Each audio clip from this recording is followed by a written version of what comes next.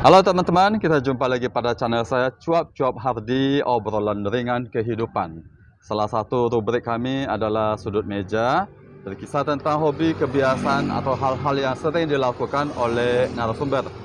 Sebelum berkenalan dengan narasumber yang ada di samping kanan saya, ingin mengucapkan terima kasih kepada kawan-kawan yang telah menekan tombol subscribe, memberikan komentar, dan membagikan men-share-kannya.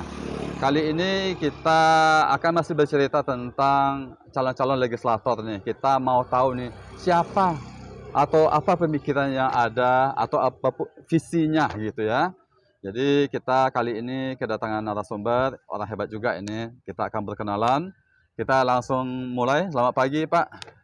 Selamat pagi Mas Hardi, terima kasih banyak sudah diundang kita untuk pertemuan hari ini, untuk sharing dan seterusnya. Maka saya akan menyambut dulu kepada siapa saja yang hadir di mana-mana. Maka saya akan mulai. Assalamualaikum warahmatullahi wabarakatuh. Waalaikumsalam. Selamat pagi menjelang siang. Salam sejahtera untuk kita semua. Om Swastiastu, Namo Buddhaya, salam kebajikan. Yang terhormat Jiko, Sako, Tuako, Om, Papa, Bude, Pak D, Cece, Koko, Amang, Inang, Mbak, Mas, Ito, semua yang tidak bisa saya hormati. Pada hari ini kami memperkenalkan diri, omong-omong di sini, kebetulan pas masa kampanye sebenarnya, untuk menghormati sekaligus Bapak Ibu yang saya banggakan. Tidak bisa saya sebut satu persatu. Perkenalkan saya. Ya, silakan Pak. Nama saya Laut Manurung, SIPMM. Sering dipanggil kesehariannya Pak Laut. Baik anak-anak yang memanggil, wali murid, bapak-bapak. Jarang sekali Manurung, tapi selalu Pak Laut. Maka untuk itu terima kasih atas semuanya. Dan tempat tanggal lahir saya. Tempat saya lahir di Tanding Pasar Desa. Itu namanya Tapanuli Utara juga. Tanggal 13 Februari tahun 1964. Jenis kelamin laki-laki. Sekarang ini agama Katolik. Rayon saya. Rayon Santo Ignatius Loyola. Stasi Ambrosius Tabing. Paroki Santo Fransiskus Assisi. Paroki Padang Baru. Alamat tinggal sekarang, Jalan Pinang Sori 3, nomor 13B, Air Tawar Timur, Kecamatan Padang Utara, Padang. Status, saya sudah menikah. Tanggal perkawinan saya 17 Januari 1988. Enggak lama lagi itu. Mau dirayain? Iya. Nama istri saya Lucia Likim Ai, sering dipanggil ibu ini Lucia Li, sering dipanggil Ai. Karena dia mungkin masuk kongsi Li dia Pak. Lalu jumlah anak saya 3 orang. Semuanya laki-laki. Mungkin Pak Habib sudah tahu yang laki-laki kemana-mana. Satu, namanya Adrian Wendy Manurung SPDMM. Yang kedua, Stefan Soni Manurung. Yang ketiga, Hendrik Fernando Manurung SE. Nah, kita ingin tahu nih Pak, tadi Bapak ada menyebut soal wali murid ini. Nanti kita minta Bapak Laut untuk menceritakan pekerjaan. Tapi tahan dulu, kita ingin tahu ini semacam riwayat pendidikannya. Pemirsa kita ingin tahu ini misalnya pada waktu sekolah dasar di mana, tamatnya tahun berapa, SMP dan seterusnya. Silakan Pak.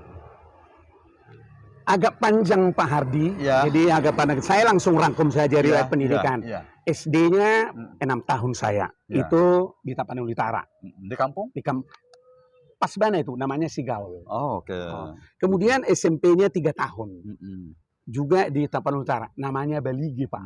Boleh tahu ini Pak SD, nama sekolah SD-nya apa, SMP-nya apa Pak? SD Negeri Sigal, SMP Swasta Budi Dharma Baligi. Lalu yang ketiga SPG. Itu 3 tahun di Baligi juga. Di sana ada asrama, saya tinggal di asrama karena saya dulu mantan frater Pak, tinggal di asrama. SPG apa namanya dan tamat tahun berapa Pak? SPG Baligi tamat tahun SPGRK kalau Roma Katolik. Tahun 1983. Kemudian saya masuk kalau di sana namanya frater. Saya masuk 3 tahun frater, 4 tahun sebenarnya. Tetapi karena harus kuliah ke Padang, Maka saya kuliah Padang, permisi ke para frater. Antara lain guru saya adalah kepala SMA Don Bosco yang lama. Siapa namanya Pak? Pastor yang almarhum yang ada di Frater Erik? Frater Erik termasuk guru saya, kepala asrama kami itu Pak. Guru saya memang di Gembel tempat itu. Itu kita ke Padang, kami ke waktu itu di Padang, langsung dipanggil ke tinggi Pak. Ada siswa ke tinggi dulu membenahi sekolah Fransiskus, SMP menjadi di sana? Langsung menjadi guru persoalan. Oke, itu tahun berapa sampai tahun berapa? Itu Pak? Tahunnya adalah tahun 1000. Berarti itu di riwayat pekerjaan ya? Iya. Dulu SD Fransiskus Bukit Tinggi 83, 89? Betul. SD Fransiskus Bukit Tinggi itu. Lalu saya lanjutkan ada dulu. Kesempatan untuk universitas terbuka ya? Saya waktu itu masuk UT, langsung saya ambil, saya waktu itu minta supaya tinggal saya di Jakarta. Sospol Bana, ilmu publik. Karena saya pikir, sebelumnya kan ada partai itu, PDKB, kan saya coba. Lalu di sana, memang sospol ini, apalagi UT kan Bapak sudah tahu, agak berat belajarnya mandiri sekarang. Lalu wisuda, saya tamat di sana, itu S1, sospol tahun 93 di Jakarta. Lalu saya ambil langsung akta mengajar, karena saya mengajar di Padang. Akta mengajar IPS, tapi bisa disambungkan menjadi sospol. Saya waktu itu tahun 96 di Jakarta juga. Nah saya pikir-pikir perkembangan ilmu kan kurang. Saya langsung kuliah di UP. Manajemen sumber daya manusia, Pak. Maka S2-nya adalah Magister Manajemen di UP, Pak, di Padang. Di sini catatan tamat tahun 2007. Betul, tahun 2007. Maka setelah itu saya mengajar. Kalau dihitung mengajar, Pak, 40 tahun saya mengajar. 40 tahun. 7 tahun di Bukit Tinggi, 34 tahun di Padang. Di sini catatannya guru SD Setia, Air Tawar, tahun 89 sampai 96. Setuju, Pak. Lalu setelah itu tadi guru, sekarang menjadi kepala sekolah, 96 sampai 2002. Betul. Lanjut dipindahkan ke SD Yosudarso Padang, jadi kepala sekolah 2002 sampai 2005. Betul. Kemudian guru SMP Maria tahun 2005 sampai 2013. Betul. 8 tahun nih. Betul. Mata pelajaran apa nih Pak? IPS, dulu namanya sejarah. Tapi saya langsung masuk sertifikasi pendidik. Karena IPS kan di SMP, SMA semuanya, SMA, SMK. Kalau untuk SMP harus IPS terbaru. Jadi saya lulus sertifikasi guru, sertifikasi pendidik. Itu ceritanya Pak. Setelah itu dipercaya oleh pengurus yayasan sebagai PKY, Pak. Pelaksanaan kegiatan Yayasan Prayoga terhitung 1 Juli 2013 sampai 30 Juni 2016. 3 tahun. Kalau saya mohon maaf sebelumnya ada sedikit gangguan teknis berkaitan dengan pengambilan gambar. Sebelumnya saya informasikan bahwa kami berdua di sini duduk di satu tempat yang sebenarnya teduh, nyaman, enak. Cuma memang ini di keramaian dan ada 1-2 yang lalu lalang. Kita lanjutkan saja. Coba silakan. Kalau dulu tadi kita berbicara bahwa pekerjaan Bapak pernah dipercaya sebagai PKY, pelaksana kegiatan Yayasan Prayoga Padang. Betul. Itu terhitung 1 Juli 2013 sampai 30 Juni 2016 ya Pak. Betul, 3 tahun Pak ya. Lalu setelah itu kembali lagi mengajar. Saya kembali mengajar di SMP Maria. Mata pelajaran sama? Sama. IPS. Ya. 2016 sampai 2023. Betul, 7 tahun lamanya. 7 tahun. Setelah itu Pak? Setelah itu pensiun? Nah, setelah itu memang sebelumnya sudah kita lihat di masyarakat ini kan ada sesuatu ketimpangan ini. Saya berpikir bermeditasi. Gimana ceritanya kalau begini ya? Kita ngajar, menciptakan sumber daya manusia seperti ini, melahirkan sudah lulus anak, malahan menjadi orang tua, lulus lagi. Ternyata di masyarakat kita lihat banyak ini. Saya terpanggil Pak. Saya minta kemarin saya tidak mengajar lagi, pengunduran diri supaya fokus saya mengurusi caleg Pak. Persiapan untuk itu. Jadi all out supaya karena tidak bisa 2 pekerjaan. Ada syarat. Kalau mau ke sana mana surat pengunduran, mana surat apa, mana harus ada. Jadi saya fokus sampai sekarang untuk mempersiapkan. Kita nanti akan tajamkan nanti bagian terakhir yang Bapak katakan ini. Berarti sebenarnya belum saatnya untuk pensiun. Kalau pensiun menurut aturan yayasan umur 56. Tapi saya diterima mengajar masih terus. Ini dilanjutkan. Dilanjutkan. Mungkin karena ya bidang itu perlu tenaga. Di SMP itu kan payah untuk IPS. Secara banyak, geografi banyak, lalu antropologi banyak. Tapi untuk bidang ini agak mudah-mudah sulit. Jadi Bapak ini masih bisa lanjutlah. Nah, tapi Berarti boleh katakan pada tahun 2020 sebenarnya Bapak pensiun? Iya, kalau kita hitung 56. 64, 56 berarti 2020. 2020. Oke. Nah, Lalu statusnya lalu lanjut diminta setahun lagi ke tolong tahun. lanjutkan Oke. karena bidang ini Oke. layak masih kira-kira Sampai dengan tahun 2023. sampai Stop. tahun stop. Itu ceritanya, Pak. Nanti kita akan tajamkan mengapa nggak mau lagi lanjutkan. Tadi Bapak sudah sebutkan soal bagaimana SDM Ada lah itu. sesuatu, Ada something sesuatu. wrong. Pemirsa, kita ingin tahu nanti itu apa itu sesuatu itu ya. Oke, kita tahu bahwa 2024, 14 Februari 2024 itu pemilihan pemilu 2024. Satu hari setelah ulang tahun Bapak. Betul. Ulang tahun yang Valentine itu ya. Pak Laut Manurung 13 Februari 64. 64. Sementara Genap pemilu 60 tahun itu, Pak. itu dia. Besoknya pemilu. Itu dia. Valentine. Oke, tentu kita ingin tahu juga nih Pak, apakah selain mengajar di sekolah, lingkungan persekolahan, di lingkungan baik itu yang di Bukit Tinggi maupun yang di Padang ya Pak ya? Iya. Apakah ada aktivitas sosial kemasyarakatan yang Bapak ikuti? Kita ingin tahu ini Pak. Pak Hardi yang terhormat, mungkin kita sama-sama di Padang karena kita sering di organisasi di mana-mana. Kalau pengalaman mengajar mungkin sudah tadi dijelaskan. Pengalaman kemasyarakatan sosial terutama kalau di Padang, di Bukit Tinggi saya sudah tahu persis karena di sana banyak kegiatan di samping misalnya mengajar agama, juga sekaligus juga menjadi ketua PKPK. Mungkin Bapak tahu itu ya. Ya, ketua karyawan Katolik di Bukit Tinggi. Setelah itu saya pindah ke Padang. Di Padang ini sudah mulai terpanggil. Kita aktif di gereja di Stasi Tabing dulu, Pak. Di sana menjadi pengurus, ketua stasi, juga lanjut lagi terus sambungannya. Pernah saya ketua IGP Padang. Juga 6 2000 ya? Iya, pernah kalau PKPK itu kan yang di Bukit Tinggi itu, Pak. Betul. Kemudian tahun yang memang sekian puluh tahun yang lalu itu kan ada Partai Demokrasi Kasih Bangsa itu, Pak. PDKB itu. Sumatera Barat. Ya, saya ketua DPD Sumatera Barat. Dan itu melahirkan 3 caleg, Pak. Salah satu itu adalah Pak Yudas Sabakalet. Kemudian Agus Sabebegen. Ada lagi yang di Pariaman Pak Joni Esa. Jadi karena euforia waktu itu ada 48 partai. Maju saudara-saudara kembangkan di sana dan situ. Setelah itu kan aktif. Mulai normal, partai istirahat dan seterusnya sampai sekarang. Saya sudah tahu mungkin Pak Hardi saya aktif di Santo Yusuf. Ada yang terlibat di ketua BPC-nya, terlibat juga ketua di MPAC-nya. Bolak-balik ini, Pak. Kemudian ada di BPC, ada di MPAC, mungkin di pusat Pak Hardi tahu persis. Kita di MPAP ada. Kalau di paroki saya ada di DPP, Pak. Kemudian di Padang selama saya jadi guru Maria itu saya ketua forum guru swasta Kota Padang.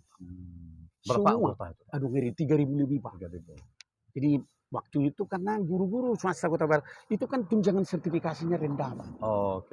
Bagaimana mengurus ini? Saya bicara dengan pemerintah daerah, terutama kepala dinas waktu itu Pak Nuramin, bantu kita deh. Saya mau ke Jakarta, saya bawa map ini. Masih bisa, Pak. Waktu itu membawa map di Jakarta, langsung mereka edit. Nah waktu itu dalam tempo 4 tahun ada 300 SK saya bawa, Pak, dari sana. Dititip ini tolong kepada kepala dinas lalu ini. Dan bahagia sekali guru-guru kita, Pak, semua sekolah negeri swasta yang belum PNS. Kalau sekarang kan ada P3K. Itu cerita. Kemudian kita waktu itu masuk juga di sini ISKA. Ikatan apa dia? Sarjana Katolik ya? Ikatan Sarjana Katolik. Bapak adalah Ketua Bidang Politik dan Pemerintahan ISKA, Ikatan Sarjana Katolik, basisnya Kota Padang periode 2013-2016 ya? Betul, ya. Lalu di masyarakat sosial persukuan saya waktu itu adalah sekretaris Perbas, Perkumpulan Batak Sumatera Barat. Dan ini menjalin komunikasi dengan pemerintah. Karena inilah cara-cara di samping A, B, C bermasyarakat dengan etnis yang lain mungkin masuk. Kemudian saya masuk di KMDT. Ini paling agak modern. Komite Masyarakat Danau Toba. Kita tahu Danau Toba kan destinasi wisata dunia. Lalu kita minta kepada waktu itu kepada pemerintah, Pak Wali, kemudian Pak Buya, bagaimana supaya dampak Danau Toba ada ke sumber dampaknya ya. Sementara Kota Padang kan kehidupan itu kan UMKM pariwisata. Nah cocok pariwisata di sana supaya lancar. Kalau wisatawan datang tentu harus ada ini, harus ada ini. Sehingga hotel kita bisa berisi dan di situ kami nyambungkan Pak, Oke. keaktifan Pak. Catatan Sekretaris Dewan Pimpinan Cabang atau DPC ya Pak ya? Iya, DPD Pak itu. Salah ketik mungkin Oh, saya, oke. DPD. Ya. Komite Masyarakat Danau Toba Sumatera Barat periode 2021-2023. Betul. Lalu di sini catatannya, ini cukup banyak nih pemirsa Itulah. ya, catatan aktivitas Jadi kita sosial singkat-singkat saja. kemasyarakatan. Dari Pak Laut Manurung, Iya. Ketua Presidium Badan Kerjasama Kristen Protestan dan Katolik Sumatera Barat atau BKKPK Sumbar periode 2006 sampai 2023. Betul. Lama nih Pak, 17 tahun Pak. Baru saja kemarin kan Natal Okumene Ya. yang kemudian dihadiri oleh Pak Sekda kita. Ya. Kemudian pokoknya tamu-tamu dari pemerintahan, mungkin mereka simpatik terakhir karena tahun politik. Ya. Kemudian kan datang Oke. minimal menampakkan muka dan seterusnya. Tanggal 26 kemarin di HTT. Oke. Itu ceritanya terakhir. Lalu akhirnya pada tahun ini 2023 Bapak menjadi caleg PDIP Betul. Kota Padang Dapil 6. Dapil 6. Padang Barat, Padang Utara dan Nanggalo. Pemirsa, kita jedah dulu untuk sesi pertama ini. Kita akan lanjutkan pada sesi berikutnya. Apa kekinian yang dilakukan oleh Pak Laut Manurung, termasuk juga dalam ikut serta dalam pemilihan umum 2024 sebagai salah satu calon legislator. Pemirsa, kita masuk pada sesi kedua. Dari percakapan tadi kita jeda setelah sesi pertama. Kita ingin tahu ini kekinian dari narasumber Pak Laut Manurung. Apa aktivitas Bapak sekarang ini, Pak? Full aktivitas saya adalah persiapan caleg. Setelah mendaftar, ditentukan menjadi DCT, sudah langsung mulai berpikir all out, pergi ke sana, untuk menghubungi para stakeholder. Ya. Karena kita lihat memang terus terang perjuangan ini kan berat. Ya. 18 partai akan berjuang memperebutkan sekian ratus ribu dibagi sekian suara supaya bisa memenangkan satu kursi. Nah karena itu strategi-strategi tentu kita berpikir saya tidak membentuk tim besar.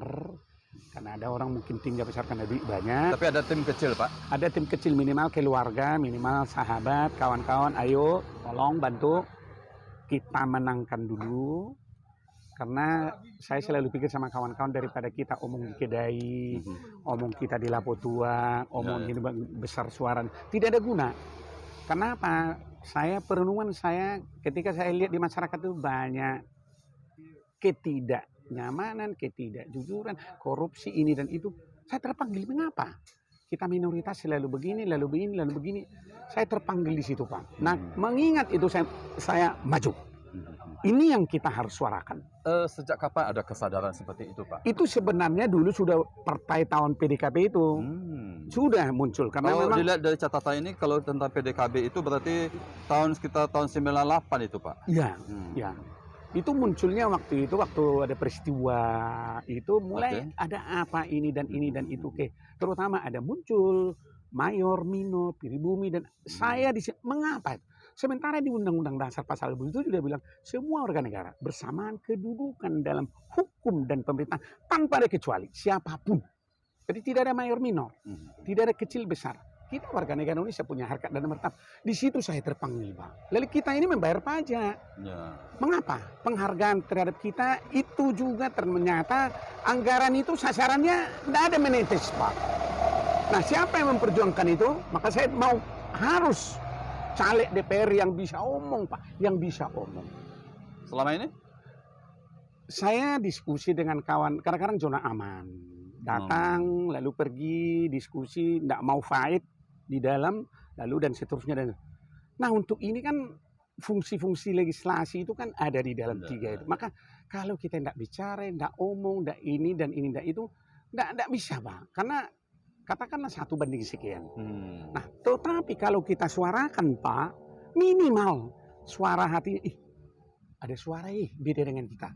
Tolong perhatikan, minimal kalau suara hati masih hidup, Pak. Nah, bukankah misalnya pada pemilu legislatif kemarin, periode 5 tahun yang lalu, itu karena belum ada kesempatan saja untuk 2019-2024? Saya sebenarnya waktu itu sudah mau masuk, tetapi saya lihat waktu time yang paling pas.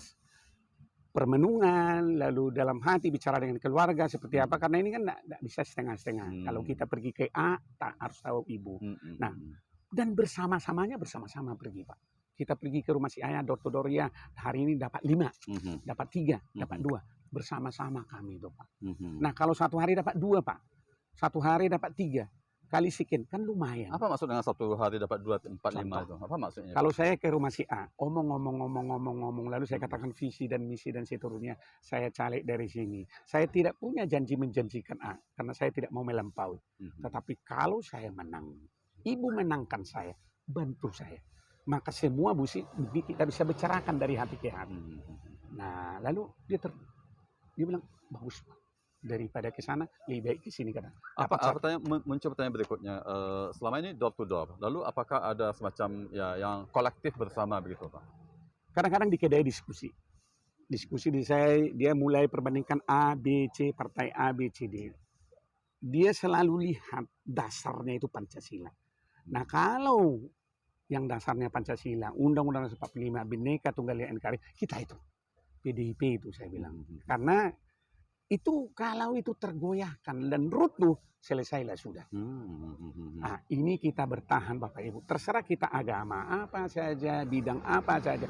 Nah, ini kita mau bertahan. Pak, ini kan boleh katakan sebenarnya di dalam aktivitas dunia politik sebenarnya bukan suatu hal yang baru bagi Bapak. Tetapi sebagai pelaku yang langsung, yaitu sebagai caleg, ini yang pertama kali, Pak.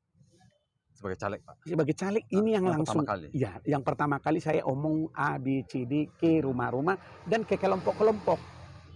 Nah, kalau saya bicara misalnya komunitas-komunitas, kita terbuka, dengar ini dan itu. Umumnya kan mereka kalau begini, jangan lupakan kacang kulitnya, Pak, ya. Setelah Bapak duduk, begini Bu Bapak.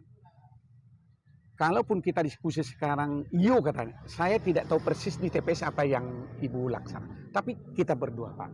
Dengan komitmen yang saya katakan, saya tidak mau berbohong karena niat saya itu masuk ini. Soal kalah menang, saya tidak ada beban. Ada orang kan keluar duit berapa. Nanti setelah itu teller dia pergi sakit, dia langsung ke rumah sakit jiwa. Saya tidak. Menang kalah tidak ada beban saya.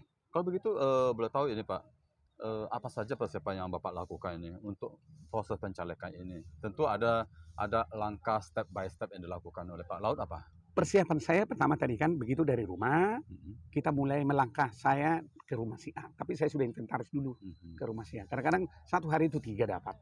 Ada kalanya beda ideologi dan yang lain. Tapi kita diskusi saja. Karena saya tidak apa-apa. Kita damai dan semuanya. Ke B, cocok. Kita omong lagi. Ke C, cocok. Itu sejak kapan dilakukan Pak? Apakah mulai misalnya 28 Setelah November? Saya masuk DCT Pak, DCS saya tunggu dulu, tapi DCS sudah mulai.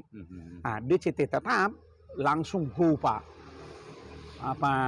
gong bertalu-talu itu Pak, tidak ada cerita, karena di situ kan 3-4 bulan dan seterusnya ke depan kan, sekarang tinggal 50 hari istilahnya. Saya harus memanfaatkan ini bulan Januari ini, Pak. Ya, kalau 30 hari 30 orang misalnya, contoh itu bisa dapat satu komit, lalu kita bersama untuk kita. Pikiran saya ada tambahan kepada yang lama-lama. Itu. Menarik juga nih, karena entah itu maaf kata dan tanda petik itu kompetisi dengan sesama kader, caleg sesama partai maupun dengan partai lain. Bagaimana nih semacam keyakinan Bapak tentang perjuangan dan upaya yang dilakukan ini sehingga akhirnya dapat hasilnya begitu Pak? Tentu ada tantangan-tantangan juga. Saya dengan yang lain dapil saya ada 8. Kami gotong royong semua, saling mendukung. Tetapi karena ini kan perjuangan bersama, silakan Anda berjuang, saya berjuang, jangan menyalahkan, jangan menjelek-jelekkan, jangan salah. Itu perjuangan kita. Di sana pasang spanduk silakan, kita pasang di sini, kita bantu di sini, jangan dirusak, jangan saling gotong karena partai kita satu. Siapapun nanti yang menang, karena ini kan suara terbanyak Pak. Yang terbanyak maju, monggo. Kita dukung Pak. Nah karena itu kan semua kita bergotong royong supaya dari dapil ini bisa masuk Pak. Bapak itu kalau menurut catatan di sini di dapil 6 Padang Barat, Padang Utara, dan Nanggalo. Pemirsa, kita sekarang ini lagi berbincang di salah satu wilayah dapilnya Pak Laut Marono. Padang Barat ini. Komplek kita ini cuma ada Padang Barat. Sampai kita di laut. Lalu sampai sejauh mana keyakinan Bapak bahwa kiranya perjuangan itu tentu kita berharap ada hasilnya Pak? Jadi kita rapat di partai bilang ayo tetap teguh. Ketika melihat riak-riak capres, wacapres A, B, C, D begini, negara kan maju mundur. Suara sudah di sana, condong ke sini, condong ke sana. Jangan itu dilihat. Satu-satunya cara PDIP pengalamannya adalah grassroots, turun ke bawah, ketuk rumahnya Bu dengan rendah hati, tidak perlu sombong. Banyak kan orang yang menyombongkan diri. Ini artinya grassroots turun ke bawah, tadi sudah dilakukan lewat door to door, pintu ke pintu. Sampai dengan sekarang ini, sejak Bapak gaspol itu, sampai dengan sekarang ini sudah berapa rumah yang sudah door to door ini, yang dikunjungi itu, Pak? Yang terhormat saudara-saudaraku tahun Permargaun itu saya sudah omong dalam 20 orang, 30 orang, 40 orang dalam kondisi omong dari hati kita. Mereka masih komit di mulut. Bayangan saya di pikiran, mulut dan hati, yes. Karena selalu dia bilang, Bapak ini meyakinkan, ini bisa daripada suara yang lain, daripada senasib sebangsa setanah air kita bersama. Itu omongannya ke saya. Tentu saya jemputin, yes, terima kasih banyak. Soal hari H, saya doakan semoga 14 Februari cobloslah saya, gitu kan. Tentu ada harapan seperti itu. Lalu setelah itu kan, Pak, tanda bukti untuk ini, saya kasih kartu nama. Saya nomor 5. Sering kali kadang-kadang dari rumah kita mencoblos itu kan karena ini kan 5 kartu dikasih. Ada presiden, DPD, DPR RI, sampai nanti DPRD tinggal. Bingung siapa mau kita tusuk. Nah kalau kita tidak persiapan dari rumah DPD siapa ya? DPRD tingkat 2 ya. Saya bilang saya lah. DPRD tingkat 1 Sianu. Oke Pak, jadi yang menarik adalah bahwa Bapak melakukan ini door to door ini. Tetapi ada juga yang, maaf kata kita tidak usah sebut nama, caleg lain yang mungkin agak gebiar, wah begitulah ya, nampak megah itu, besar begitu. Ini pergerakan dari Pak Lok sendiri kayaknya belum mungkin karena door to door itu. Pengalaman dengan di sini kan sekarang banyak partai Pak, duitnya banyak, spanduknya gede. Lalu ini door to door, kadang-kadang saya tidak berbohong. Ada banyak orang setelah saya tanya berapa dikasih, saya tidak mau. Kalau sudah mulai dengan itu, mengajari saya korupsi. Anak saya bilang, Pak, kalau Bapak sudah calon legislatif, jangan korupsi Pak. Itu pesannya ke saya Pak, termasuk orang tuanya. Saya bilang, yes, saya tidak akan. Karena kalau mulai dari awal, Anda tentu menutupi ini dari mana? Oke, ini ada yang menarik bahwa ada juga yang lain mengatakan begini, entah sebagai wali kota, entah gubernur, ataupun mungkin caleg itu sendiri. Nanti kalau saya terpilih, maka semua gaji saya tidak saya ambil, tapi untuk misalnya konstituen saya dan seterusnya. Apakah Bapak juga akan seperti itu? Saya tidak mau janji seperti itu, Pak. Saya hanya bilang, pertama, begitu terpilih. Jadi pertama masuk dulu. Begitu masuk, saya akan berjuang. Fungsi saya ada 3. 1, legislasi. Legislasi itu kan menentukan perda.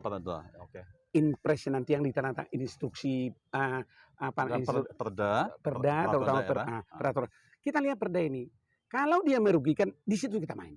Tapi kalau menguntungkan masyarakat, yes. Apalagi masyarakat pemilih kita. ACC. Kemudian fungsi budgeter. Anggaran. Di situ saya akan berperan fight. Kenapa? Sudah kita tahu di Padang. Dari 100%, 70% gaji Pak. 30% pembangunan. Nah ini kan ngeri-ngeri sedap Pak. Ngeri-ngeri sedap. 30% ini seperti apa? Fungsi anggaran inilah kita harus fight kemana, di mana, ke siapa, lalu apa, bidang apa. Di situlah kita omong betul. Tapi kalau kita diam Pak Ardi, selesailah sudah. Masuk itu di pengawasan?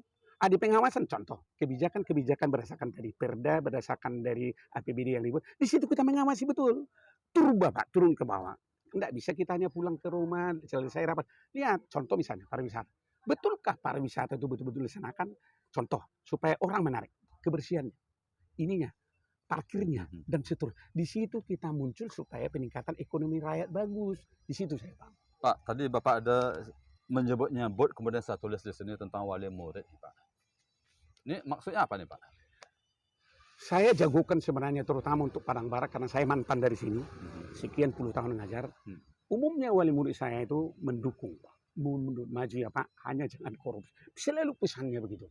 Amanat ini di hati saya karena pesan batinnya begitu. Karena dia dengar di media, didengar di televisi. OTT. OTT, Lalu operasi tangkap tangan, ya, ya. lalu sudah masuk ini. Siapa itu? DPR ini. Siapa itu DPR? Kalau Pak nanti begitu ditangkap, Pak Gurudin katanya. Mantap Guru. Di situ kami malu, Pak. Anak itu juga bilang, Pak, jangan korupsi. Pesan itu sampai sekarang saya pegang, Pak. Nah, itu kan mengalir, Pak, moralir. Maka itu saya bilang, dari awal saya tidak akan memberi misalnya duit ini serangan fajar. Ini begini, ini. Kalau itu saya sudah mulai niatnya nanti. Menutupi ini dari mana, Pak Ardi? Mulai diajar dia korupsi. Iya. Dari awal sudah diajar, Pak. Ngeri-ngeri sedap, Pak. Oke, pemirsa, kita mau tak mau memang mesti mengakhiri percakapan ini. Ada waktu mulai, ada waktu selesainya. Makasih. Bagian terakhir nih, Pak, Ya. closing statement nih, Pak, atau pernyataan akhir dari narasumber. Apa itu, Pak? Begini, Bapak Ibu, saudara-saudara yang saya hormati, pernyataan akhir dari saya berdasarkan tadi diskusi, sharing, tukar pikiran dari Mas Ardi mengenai yang kita bicarakan. Pertama, niat saya masuk adalah memperjuangkan aspirasi. Apa aspirasi itu? Adalah yang saya alami, yang Bapak Ibu alami tentang pertama. Sila kedua itu kan kemanusiaan yang adil. Dan nilai-nilai ini kan sering menjadi nomor 3, menjadi nomor 2. Tidak pernah harkat derajat martabat sama. Kita ini selalu mundur. Menjadi warga negara nomor 2. Nah, saya kurang setuju di hati saya. Sementara di undang-undang maupun undang dasar persamaan hak dan kewajiban sama. Itu pertama. Yang kedua, saya berangkat dari keadilan sosial. Keadilan sosial kita tahu sila kelima, toh? Ya. Adil. Nah, coba kita lihat di masyarakat. Yang saya katakan tadi ada pribumi selalu masih dikotominya. Padahal sudah ada undang-undang, sudah dihapus. Tidak ada cerita lagi. Pribumi dan pribumi besar mayor. Tidak ada itu, sudah yang. Tapi itu didengungkan untuk membuat dikotomi yang negatif. Itu harus kita hapus. Maka closing test saya kepada terutama mantan murid saya, mantan wali muridku, tuako, jiko, sako, opa dan oma, papa dan mama, bude, pak de, kemudian amang inang, mbak, itu, lahe, kemudian abang, tolong dukung saya. Kalau saya menang maju, apa yang kita bicarakan akan kita bicarakan secara terbuka demi kepentingan rakyat. Maka saya berjuang demi kepentingan dan kesejahteraan rakyat. Maka selalu saya bilang, saya PDIP, Dapil 6, Padang Barat, Padang Utara, Nanggalo, urutan nomor 5. Itu. Mana urutan itu? Ini. Terima kasih atas kesediaannya. Terima kasih atas Pak Ardi. Terima kasih atas Mbak. Kita sudah wawancara hari ini. Saya sudahi. Salam sejahtera untuk kita semua. Selamat pagi menjelang siang. Terima kasih. Pemirsa, sampai kita pada bagian terakhir. Semoga dari percakapan beberapa menit bersama dengan Pak Laut Manurung, ada hal-hal yang kita mulai memahami alur pemikiran dari Pak Laut Manurung. Mana kita mulai mengenal beliau. Lalu mungkin ada hal-hal yang kiranya berguna untuk kita semua. Kami berdua akan mundur diri. Dari saya ucapan terima kasih kepada Pak Laut Manurung. Oke, terima kasih Pak Ardi. Mohon maaf kalau seandainya ada yang kurang dan janggal. Terima kasih. Selamat pagi. Merdeka. Merdeka.